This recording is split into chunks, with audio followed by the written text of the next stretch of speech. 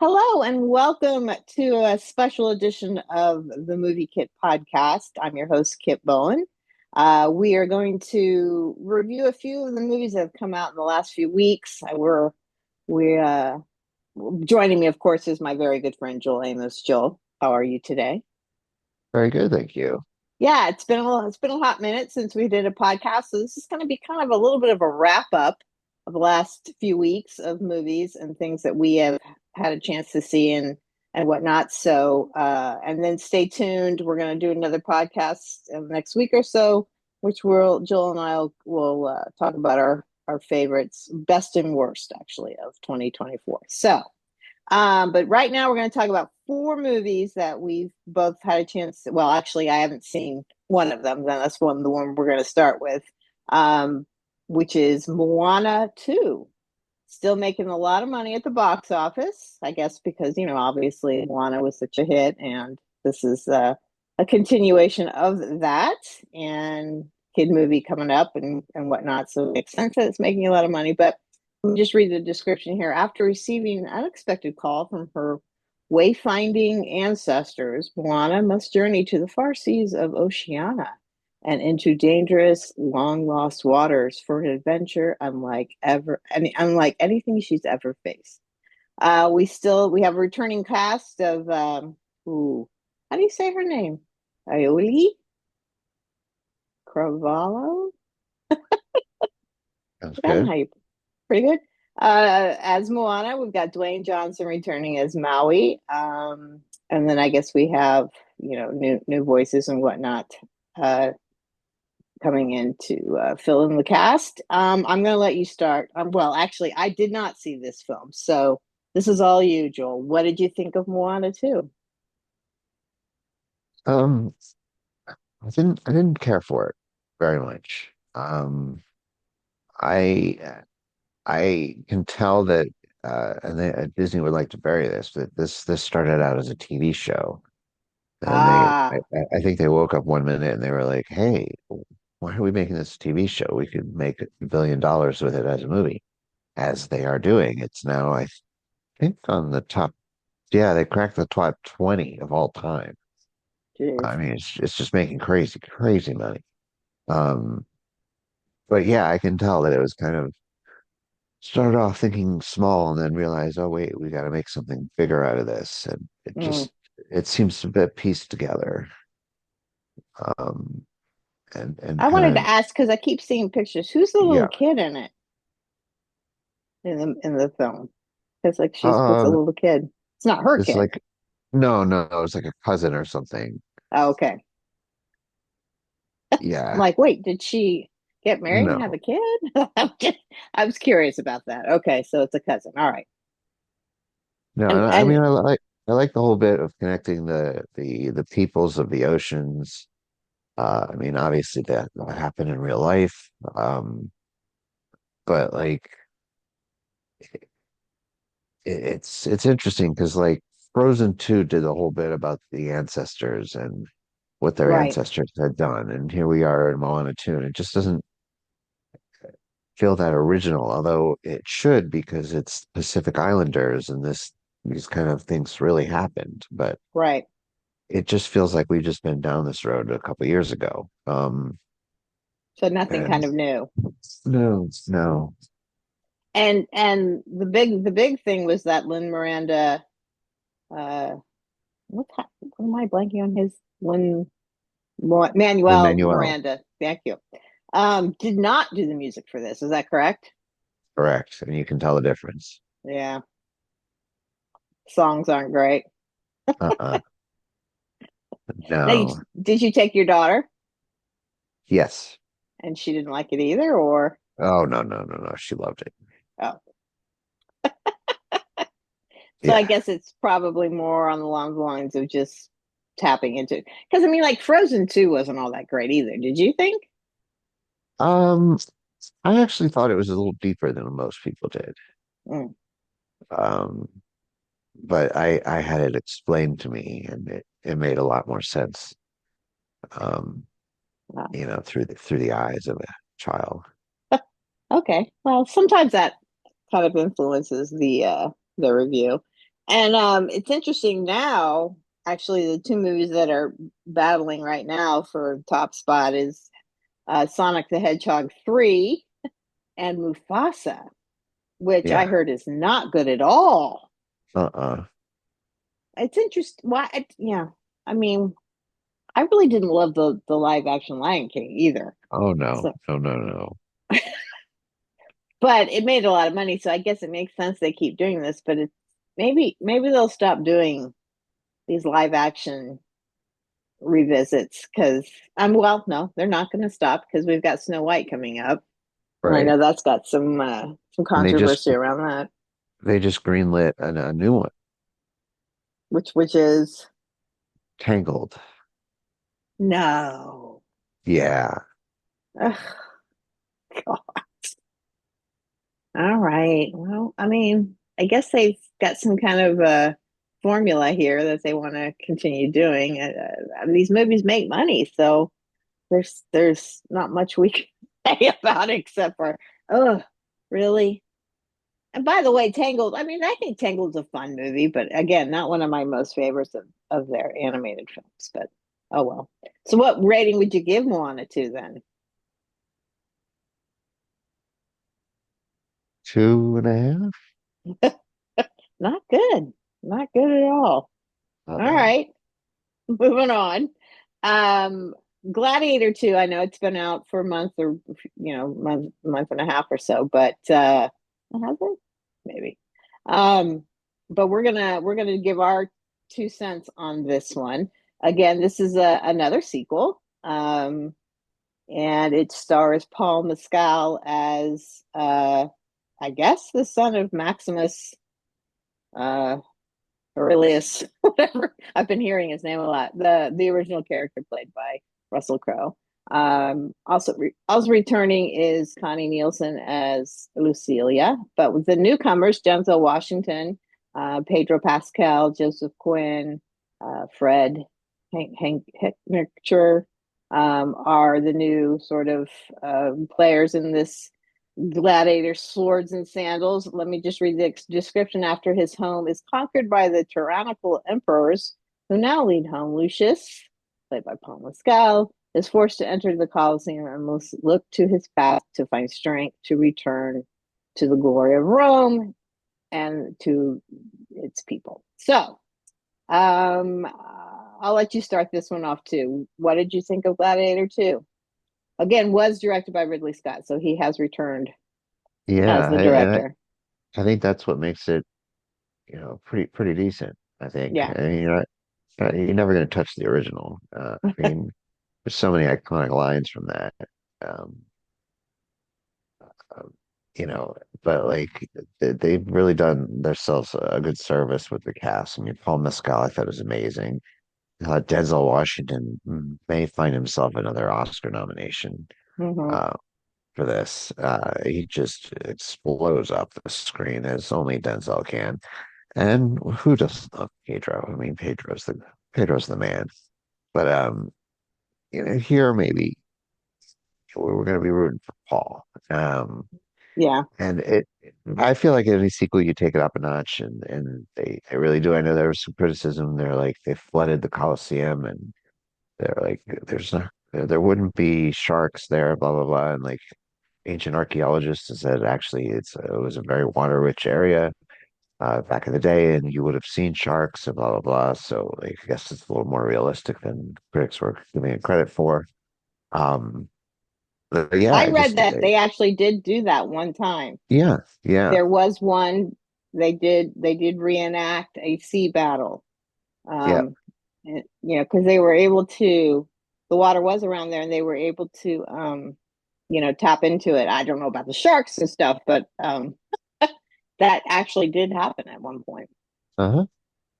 Yeah. So I just, I thought it was good. It was entertaining. So I was entertained. Um, Very popcorn. yeah, yeah, swords and sandals. The whole night. Yeah. Ridley is. I don't know how he does it at his age. I really don't. Like some people show their age a little bit when they get up there, but Ridley is. I mean, he's made a sequel to like one of his most defining films, and nobody's faulting him for it, which usually they do if you've taken 20 years to make a sequel. Yeah. Um, so yeah, I rather enjoyed it. I liked it too. I had fun with it. I mean, I think some of the through lines from the original to this one might be a little far-fetched. Like, people were a little surprised that they made Lucius end up being Russell Crowe's son, but I don't know. It's never obviously it's never confirmed in the original, but um, I always kind of half thought that. Did you from the original? Uh-huh. Okay. So I'm not crazy thinking that that was sort of intonated in a way. Yes? Yes. Oh Okay. yeah. So I didn't think it was that far of a stretch. Other people I've talked to thought that that was horrible that they did that.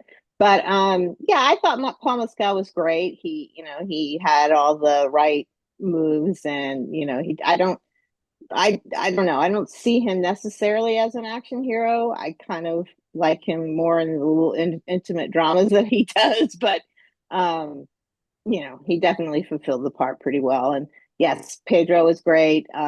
Sort of a complicated character in the sense. And Connie Nielsen, she again turned in a really good performance. And of course, it is Denzel Washington's film. Really, you know, all said and done, it's he and Paul's film together, and he plays a very conniving politician type person and does a nice job with it. Yeah, I think it doesn't measure up to the original in any way, shape, or form. Um, was this entirely necessary as a film? I don't think so either. I think Ridley likes to go back to his original stuff, like with the Alien universe and the two films he did for that, which were sort of mixed. But it's okay. He can do this. I think it was a little long in the tooth. Kind of went on a little too long, in my opinion. But the battle sequences and the Coliseum battles and whatnot were pretty spectacular. I mean, that's really where Ridley shines. It's like with Huh? Napoleon, that movie too Yeah. is like, but but once we're in the battles, it comes alive. The movie just comes alive. So Well, he's so good at those, I actually I managed to avoid Napoleon until Apple debuted the director's cut. And right? yeah, it was another half an hour, but goodness gracious, did it make a lot more sense. It did. Yeah, and it Oh, was maybe I need to check it out. a lot weightier of a movie. The battle sequence felt even more earned. Uh, Hmm. yeah, they made him cut it, and I could see why. But like, once you put that half hour back in, you're like, what's at this point? What's a half hour more? Yeah. Um, and especially if the payoff is worth it, which it is. Okay. I may have So to check it anyway, out again. Yeah, because I was so ho hum on the non-battle parts of the film, but maybe I'll check it out again. Well, anyway, what rating would you give Gladiator 2? uh, 3.5. Me too. 3.5. A worthy popcorn film, fun to Mhm. watch, that kind of stuff, but definitely not the same caliber of a film as Gladiator. Which, we had to have to remember that came out in June of the year it came out. I can't remember what year, 2000, whatever. And went on to win Best Picture, which is quite an achievement. When a movie comes out so early in the year and then people can't quit thinking about it and ends up winning Best Picture. I think that's pretty spectacular. So anyway, but this one doesn't is probably not going to get too many nominations in my opinion. Maybe Denzel, like you said, but other than that, definitely not not on that same par. But the next two movies we're going to talk about, however, are definitely Oscar contenders of the highest kind. We're going to start with Conclave, which did come out a few months ago, but it is now streaming on Peacock. And if anyone has Peacock, you must take a look at this movie. It is a kind of I would say a political thriller of sorts, but it takes place in the Vatican. Conclave is what happens when the Pope dies, and uh, the cardinals and the bishops or whatever they have to come together and pick a new one. And so, very political in all of its machinations, but steeped in the very rich traditions of the Catholic Church, which, such a such a love-hate relationship with the Catholic Church, I think the world has for on Mhm. many levels, right? And faith and everything. But let me just read a brief description. When Cardinal Lawrence is tasked with leading one of the world's most secretive and ancient events, selecting a new pope, he finds himself at the center of a conspiracy that could shake the very foundation of the Catholic Church. It is directed by Edward Berger, and it is a adapted screenplay. It was based on a book, and the cast is just phenomenal. We have Ray Fiennes, who plays Cardinal Lawrence. We have Stanley Tucci, John Lithgow, Lucian Musmati, which I thought he was quite good as the African cardinal. Um, we There was Isabella Rossellini as well, who kind of represents the female. And I'm putting that in quotes contingency when it comes to picking a new pope. Um, just I'll start this one out. It was just I was blown away by it. I mean, it is not a it's a film that's sort of on par with some of these best picture winners like Spotlight, Journal, where you're in an investigative mode and you're peeking behind the scenes. That's something that you're not necessarily privy to as a public person. I felt like I was actually in the Vatican. I mean, it was just so the attention to detail and the way it looked and that hard cold marble. I just felt cold to the whole thing, and the costumes and like I said, the rituals of picking a new pope is just it's crazy. But then you've got this amazing script about all the political backstabbing and the who's gonna do this, and we gotta we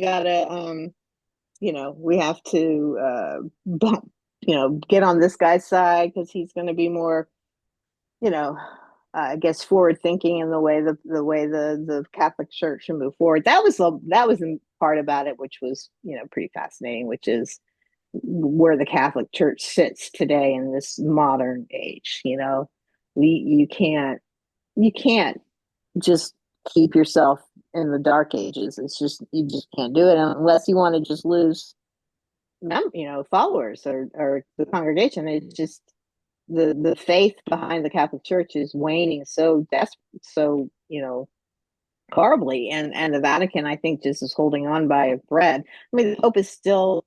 I mean, you might chime in on this too, but the Pope, the Vatican, and everything is still sort of an iconic.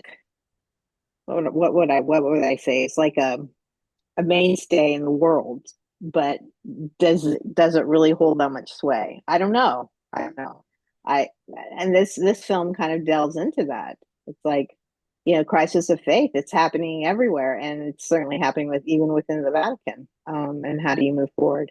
But I have to say, the twist, and we're not giving it away, was fantastic. It left me like, oh, great. I thought this was Yep. great. After the entire thing is said and done, the discrediting of this cardinal and this guy and da, da, da, and then all of a sudden the guy they pick, it's like I was just I clapped at the end of it. It was just an amazing film, and I honestly feel like it'll definitely get a Best Picture nomination, but I don't think it's going to win. But it's definitely going to be able. It's going to win some awards, and I think adapted screenplay is definitely one of them. I'm going to pause for just 1 second. Mom is calling me. Hold on. Okay, I'm going to pause. We'll be right back. So anyway, yes. To continue, yes, I in this movie. So go ahead. Your take. Oh, Yeah. I don't know. I'm not giving anything away, but like that twist happened, and I was just like, "Oh, you dirty dog! Uh, you dirty dog!" Um, wow. Like it makes. I thought it made our politicos seem like workers at Disneyland. Uh, the way that things were taken care of in the Catholic Church. And what's crazy, it's done so formally and yet so slyly things are being done. It's just a fascinating story. It could have been set, you know, uh, the cunningness could have been applied to almost any other line of work, but the fact that it's the Catholic Church really makes it, really an interesting study. And contrasts to me that here are these people who are sworn to the highest levels of morality, and yet here they are electing their supreme leader, and Yeah. you know people are working behind the scenes in ways that are just chilling sometimes. Yeah. And um, I don't know. Didn't you feel I don't like know. I you were thought right there? I mean, I really felt like I was in the Vatican. yeah, yeah, absolutely. Yeah. And The and production was, I mean, the production design and whatnot was pretty top notch, yeah. and they did not film in the Vatican, so all of that was recreated. Unbelievable. Well, and I thought it was also like really kind of topical too with the priest cardinal from Kabul Hmm. in Afghanistan, the Yes, first one from Afghanistan, and how that played a part in the whole thing. And right. it's just, and you know what? You can really tell it was written as a book first because it was Yes, like it's so well thought out. Not that an original screenplay can't be, of course it can be, but like all the pieces were there, and I think that they just put in really talented people and brought it to life. yeah. Uh, I think Oscar nominations all the way around. Oh yeah, yeah, definitely. And Ray Fiennes could actually win Best Actor. I Yeah, think I he's I think he he's might kind of win. a front runner in my eyes. But I know there's a few other films I have yet to see, including The Brutalist, which is a Yes, Adrian Brody film. yes, Again, Adrian Brody winning an Oscar for playing a Jewish survivor of the Holocaust kind of thing. But yeah, I mean this film, like I said, I can't imagine anything beating it as far as screenplays. That's my firm opinion. I'm not going to waver off of that. I don't care what people try to tell me. I'm definitely picking it for best screenplay because I best adapted because I think it's yeah, going to win there. So I really would good. give this Very, 5 stars. How about you? yeah, five, absolutely. Yeah, and like I said, it is now streaming on Peacock. So and it's definitely a film you don't have to worry about seeing in the theater. Although seeing it in the theater, I'm sure it would still be pretty pretty spectacular to look at. But you can certainly watch it on your big screen at home and get the same effect. So definitely check that one out on Peacock. And finally, we're going to wrap up today. We're going to talk about Wicked, which I mean, I look, we'll talk. We'll also do another Oscars podcast at some point in time, of course. But I just feel like this year's movies have been sort of, as far as Uh-huh. like really something so spectacular, even if it's a smaller film that you can't. I mean, Conclave does have that, but I feel like Wicked is so much more of a film that incorporates not only a talented and cast and a well written script, but it's a spectacular film. It's a cinematic masterpiece. And bringing that musical to life on the big screen, it's a beloved musical. It's a fantastic book. I highly recommend the book to everybody because it's taking a look at a different perspective of Wizard of Oz is just you know it's it's a great book. So I can understand how it went on to what it went on to. But the musical itself is just all of the great all the I would say the iconic songs from the musical are pretty much in this part one because there's an actual part two. Um, and so all the songs that people know the most about, like Popular and Divine Gravity, they're all in this film. Um, but here, I'll just start as our usual, our little synopsis here. Elphaba, a misunderstood young woman because of her green skin, and Glinda, a popular girl, become friends at Shiz University in the land of Oz. After an encounter with the wonderful Wizard of Oz, their friendship reaches a crossroads. It is directed by John M. Chu, who does an amazing job with this. And of course, it is led by two unbelievable performances by Cynthia Erivo as Elphaba and Ariana Grande as Glinda. Also, Jeff Goldblum's in it. He plays the wizard. Michelle Yeoh, Jonathan Bailey, who plays their sort of love triangle prince, Piero, Ethan Slater, Peter Dinklage plays a voice in it. And who's the young actress who plays the sister? What's her name? Right here. Is it Marisa Bode? Yeah, Marisa Bode, who plays Nessa Rose, who's Elphaba's sister. I'll let you start us off. What did you think of Wicked? Blew me away. Obviously, you know Just how I feel. blew me away. To me, it's the best picture of the year. Like Oh, 100%. it just. I've just been living through people's TikToks and things like these reaction videos, and like there's one that really struck me that I think really says it all. There's this woman, she's like in tears, and she's just like, I don't even like musicals. She's like, that blew me away. She'd be like, that woman, Cynthia, that woman, she made me feel things. She made me feel things. And that's it.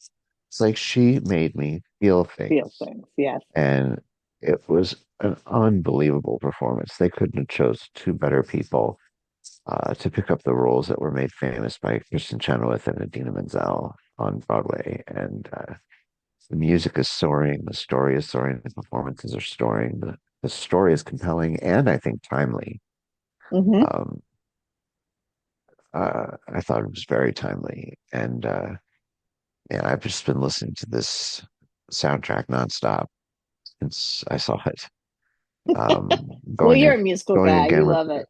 yeah, going again on Monday with the whole family before Yeah. Christmas. So Well, my this will be sister Bella's took fourth her whole time. family. Oh, fourth. Wow. Wow. Yeah, that's the other thing about this that's pretty amazing is that I mean, it's a there's some scary stuff in it, but I would not characterize this as a kids film, but it definitely speaks to children, as far as I would say like 10 and up really will appreciate it the most. But even younger kids will still be wowed by the colors and the specs, in the Land of Oz and all of that. But yeah, Cynthia Erivo, I literally couldn't take my eyes off of her. She's so commanding and just that voice. And I don't know. I mean, I know she's great. I've seen her in other stuff and was also impressed by her. But she just embodies this performance and this character so brilliantly and beautifully. I just could not take my eyes off her. And then Ariana Grande, who now become even more impressed with as time goes on because she's funny and and she really makes Glinda her own, even though it'd be hard to top Kristen Chenoweth's Glinda from the stage performance. I mean, Idina Menzel is also quite wonderful as Elphaba, but in my opinion, I mean, I've watched some performances on stage and whatnot with Idina. I Yeah, think Cynthia is a better Elphaba. I'm just gonna say yeah, and I that, never but thought I'd say that because I know, I think I Adina may know, have the best voice in the world, or I used to think that. Um, yeah, I and know. now I'm not so sure. But I think Kristen Chenoweth's Glinda and Ariana's Glinda are comparable. But I think what Ariana did, see, that's the thing because I was watching, like I said, I was watching some stage performances, and both actresses have to, especially Chenoweth's performance, they have to be over the top, right? They have to be very grandiose because it's on the stage, and so her Glinda is funny and whatnot, but it's a little over the top, but that's the way it's supposed to be because it's on the stage. So I think Ariana's taking of that, sort of bigger than life type role, but also making it more intimate, bringing it in a little bit more the way she does, I thought was amazing. I mean, I didn't cry that much, but my daughter, who loves musicals as well and loves Wicked, she cried through the whole thing. Um, but I have to say, there is one scene that really got me, is that scene where they're at a like a dance, like a school dance kind of thing, Yeah. and Alphaba shows up and she's out of place, and everyone's staring at her and laughing at her, and Glinda comes realizes, because up to that point they're sort of don't like each other all that much, and they're roommates, but they don't like each other all that much. But she suddenly realizes the effect it's having on this woman, and how she realizes it's not a fair thing.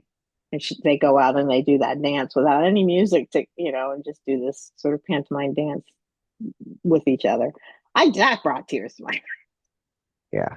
like that was such a turning point in their relationship, obviously, but just the way it was handled was so beautiful. So yeah, I mean 5+ on this one for me. Yeah. I 5+. It's just, and I can't, please, please, please give it Best Picture. My God, can we just have Yeah. for once in our lifetimes give a film that's not only a box office smash, but also a wonderful movie to win Best Picture. It's been a long time since that's happened, so let's cross fingers that it happens this time, because it And I also like has to win. it's been a while since I've seen a movie that has dominated the national conversation for as long as this one has, Yes, and it not being rewarded. Like it's got to be. I mean, yes, you're gonna have a lot of people tuning into the Oscars to see this win, so it better win. yes, yes. So, like I said, we're going to have a more in-depth conversation about the Oscars later on. You and I both still have to see a few movies that are left, like The Brutalist. Also, I've heard good things about Nickel Boys, and also A Complete Unknown, which is Timothy Chalamet's Bob Dylan film. So we'll have a chance to see those, and then we can t talk about the Oscars.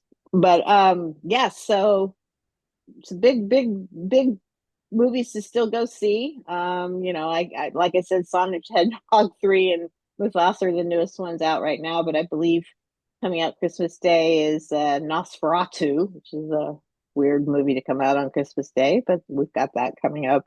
A few others, so maybe we'll have a chance to see those. Not sure, but we're going to do our best and worst in the next couple of weeks of 24 as we ring out the new year to 25, and we're hoping 25 will be a little bit better of a crop of films um, overall, because I feel like Yeah. the first half of the year was like through summer was actually not bad. I was surprised by some of the good movies that came out, but then the last half of this year it's just been sort of, I don't Yeah, know, I think I streaming think movies are, go ahead. we're starting to see the last half of the year. I think is the effect of the strike. Yeah, I think there's just yeah, not a product out there. This just doesn't exist. I mean, yeah, I had to kind of struggle to put together a top 10. Um, I know. but and I just look at the calendar next year, and I mean, it looks packed. Good. So I think Hollywood got back to work, but we won't Yeah, see it until next year. especially that Superman movie. Of Oh my course, goodness, that no one can't trailer. quit talking about that trailer. Holy moly. I played it for my wife, and she's not a big superhero person anymore. And she's like, I need to see this movie. I don't know. You, I'm mixed. I mean, the trailer was fantastic, but I'm still mixed. I Why? like Why do we need another Superman movie? But I because don't know. they haven't gotten it right Like since the very first since one. since the first ones. And this to me feels more like the first one. They're even using the original Yeah, music. I know. I So know. I have All right, hopes. we'll see. We have hopes. Well, Joel, as always, thank you so much for joining me Of on my course. podcast, and I can't thank you enough for continuing to do these with me throughout the year. And hopefully next year we'll be able to do them a little more often. I'm hoping not to travel as much, so we can do them a little more frequently. But again, I thank you very much for everything, and everyone have a happy holiday out there. And we're definitely going to have one more before the end of the year, as I said. But everyone have a great Christmas and holidays and whatnot. And again, Joel, thanks so much, and we will talk to you guys soon. Take care. All Bye. right.